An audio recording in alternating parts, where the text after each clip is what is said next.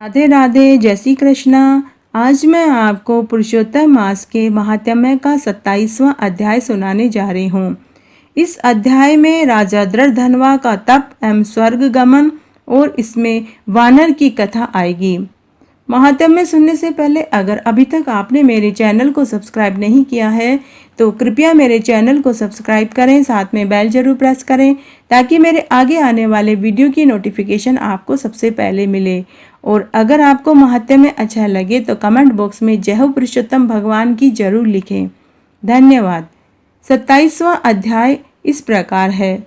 श्री नारायण बोले कि हे नारद जी, इस प्रकार वाल्मीकि मुनि के कहकर चुप होने पर राजा दृढ़धनवा ने उनको नमस्कार किया। फिर भक्ति पूर्वक अपनी स्त्री सहित मुनि का पूजन किया। पूजा को अंगीकार कर मुनि आशीर्वाद देते हुए बोले, हे राजन, तेरा कल्याण हो। अब मैं पाप नाशिनी सरयू नदी को संध्या करने के लिए जा रहा हूँ। इस समय सायंकाल हो गया है। ऐसा कहकर वाल्मीकि मुनि तत्काल चले गए। राजा दूर तक वाल्मीकि जी को पहुंचाकर अपने महल को लौट आए और अपनी गुण सुंदरी रानी से बोले, हे सुंदरी, राग, द्वेष, लोभ, मोह, मद, मात्सर्य, इन 6 शत्रुओं से भरे हुए गंधर्व रूपी नगर के समान इस असार संसार में मनुष्य को क्या सुख है। कीड़ा, विष्ठा तथा राख नामधारी वात, पित्त, कफ से युक्त मल, मूत्र, रक्त से व्याप्त इस देह से क्या मोह है। हे प्रिय, मैं इस क्षण भंगुर शरीर से धूम्र प्रसाद की प्राप्ति के लिए पुरुषोत्तम का स्मरण करने के लिए वन में जाता हूँ। यह सुनकर पतिव्रता गुण सुंदरी पत्नी उसकी विनय से बोली और हाथ जोड़कर अपने पति से बोली, हे भूपते, मैं भी आपके साथ चलूंगी, क्योंकि पतिव्रता स्त्रियों के तो पति ही देवता हैं। जो स्त्री पति के चले जाने पर पुत्र के घर में रहती है वह पुत्र वधू के अधीन हो पराये घर में कुतिया की भांति रहती है। पिता, भाई और पुत्र सभी थोड़ा ही समय साथ देते हैं, परंतु सब कुछ वस्तु देने वाला एकमात्र पति ही होता है। तो फिर ऐसे पति भर्ता के साथ कौन सी स्त्री न जाएगी। इस प्रकार अपनी प्रिया के वचन मानकर पुत्र को राज्य अभिषेक कर स्त्री सहित शीघ्र ही मुनियों की भांति वन में चले गए। दोनों स्त्री पुरुष हिमालय के निकट गंगा तट पर रहने लगे। और हे नारद, पुरुषोत्तम मास के आने पर विधि पूर्वक तीनों समय स्नान कर पुरुषोत्तम भगवान का स्मरण करते हुए स्त्री सहित तप करने लगे। ऊपर को दोनों हाथ किए बिना किसी सहारे पैर के अंगूठे के बल पर खड़े हो आकाश में दृष्टि लगाए निराहार रहकर राजा श्री कृष्ण को जपने लगा। इस प्रकार व्रत की विधि में स्थित हुए तपोनिधि राजा की पतिव्रता रानी उसकी सेवा में तत्पर रहती थी। ऐसा करते हुए पुरुषोत्तम मास के बीतने पर वहां छोटी छोटी घंटिकाओं के जाल से बसता हुआ एक सुशोभित विमान आया। पुण्यशील और सुशील दोनों हरिगणों से सहित आए हुए उस विमान को देखकर राजा स्त्री सहित आश्चर्य में पड़ गए। विमान में बैठे हुए दोनों हरिगणों को रानी सहित राजा ने नमस्कार किया। देवदूतों ने उन दोनों को विमान पर चढ़ा लिया। स्त्री सहित राजा विमान में चढ़कर सुंदर दिव्य शरीर धारण करके शीघ्र ही गोलोक को चले गए। इस प्रकार राजा पुरुषोत्तम मास में तप करके निर्भय लोक में जाकर हरि निकट आनंद करने लगे। और राजा की पतिव्रता स्त्री भी पुरुषोत्तम मास में तप करते हुए अपने पति की सेवा करती हुई पति लोक को गई। श्री नारायण बोले, हे नारद जी, मेरी एक जिह्वा है, अतः इस समय मैं आप उसका क्या वर्णन करूं। इस पृथ्वी पर पुरुषोत्तम मास के समान और कुछ भी नहीं है।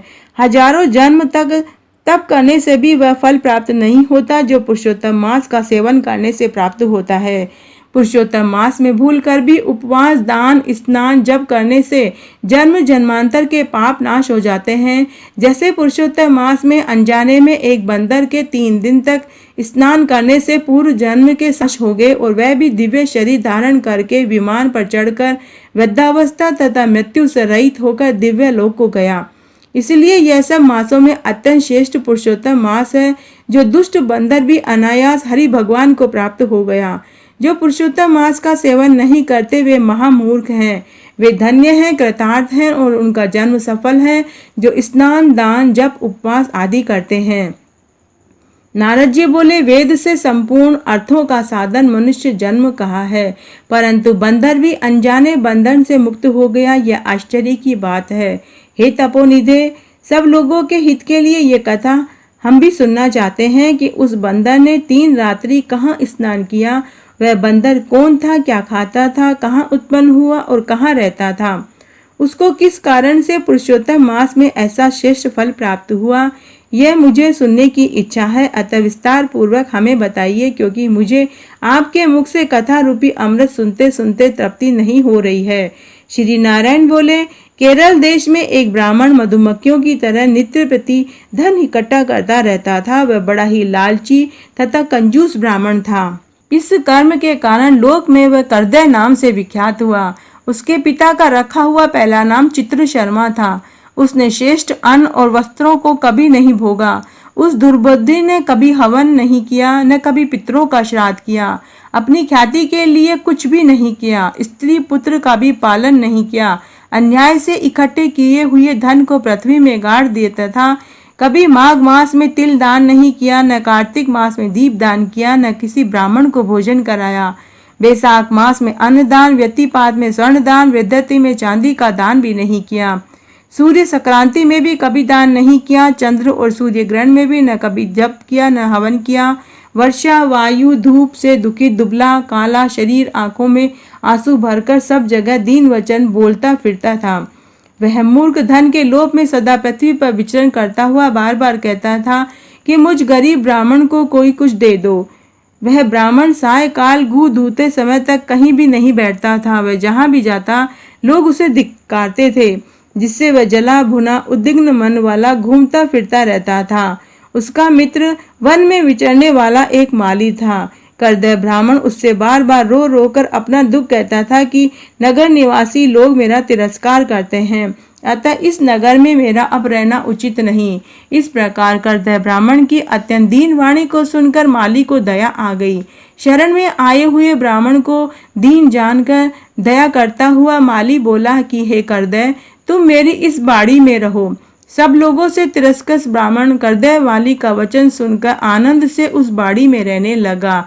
नित्य उस माली के साथ रहता और उसकी आज्ञा का पालन करता था, जिससे वह माली का विश्वास पात्र बन गया। माली ने उस ब्राह्मण को अपना समझकर अत्यंत विश्वास के साथ वाटिका संभला दी और अपने सब कामों का भार उसे सौंप दिया। माली अपनी बाड़ी की चिंता को छोड़कर राजमहल में नौकरी करने लगा। राजद्वार में कार्य अत्यंत होने से माली पराधीन हो गया और अपने बाग की ओर कभी नहीं आया था। इधर करदय ब्राह्मण फलों को निर्भय होकर आनंद से खूब खाता और बाकी के फलों को बेच देता था और उसकी बिक्री से जो धन आता था वह जमीन में गाड़ देता था। जब कभी माली पूछने लगता कि उसके आगे असत्य बोलता था कि मैंने नगर में फिर कर भिक्षा मांग मांग कर खाकर आप रात दिन बिताए हैं, मेरे पीछे से बाड़ी के फलों को पक्षी खा जाते हैं। देखो, बाड़ी में रखवाली करते हुए मैंने कितने पक्षी मार दिए, जिनके मांस और पंख सब जगह बिखरे पड़े हैं। माली उनको देखकर अत्यंत विश्वास करके चला जाता। इस प्रकार बुढ़ापे से जर्जर शरीर वाला दुर्बुद्धि करदय को रहते 87 वर्ष बीत गए।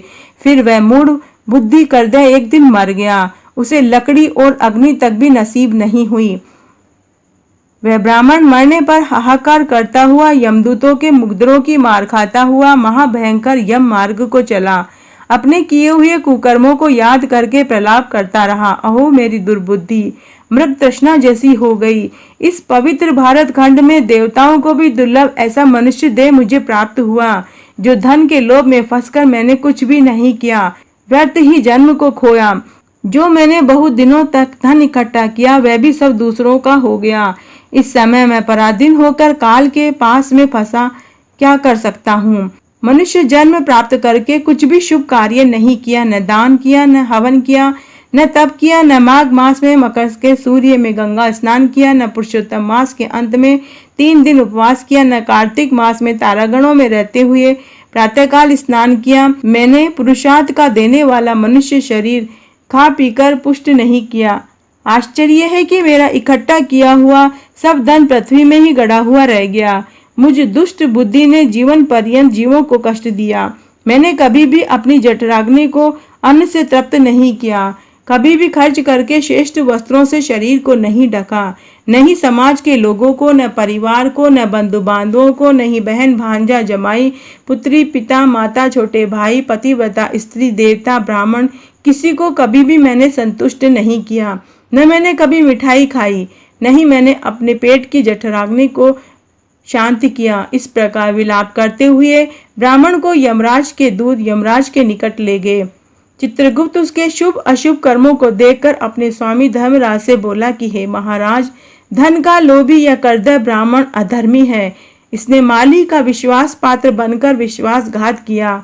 यह स्वयं फलों को चुराकर खाता था और शेष चुराए हुए फलों को बेचकर धन को जमीन में गाड़ देता था। अतः इसके ऊपर पहले फल चुराने का पाप, फिर विश्वासघात का पाप, ये दोनों पाप अत्यंत ही उग्र हैं। इसके और भी अनेक पाप हैं। श्री नारायण बोले, हे नारद जी, चित्रगुप्त के वचन सुनकर धर्मराज अत्यंत क्रोधित होकर बोले, इसे 1000 जन्म तक बंदर की योनि में रखो, इसके बाद इसे विश्वासघात की भी सजा मिलेगी। तो आज मैंने आपको पुरुषोत्तम मास के महात्म्य का 27वां अध्याय सुनाया। अगर आपको यह पसंद आता है तो अपने दोस्तों और रिश्तेदारों में ज़्यादा से ज़्यादा शेयर करके पुण्य कमाएं। धन्यवाद।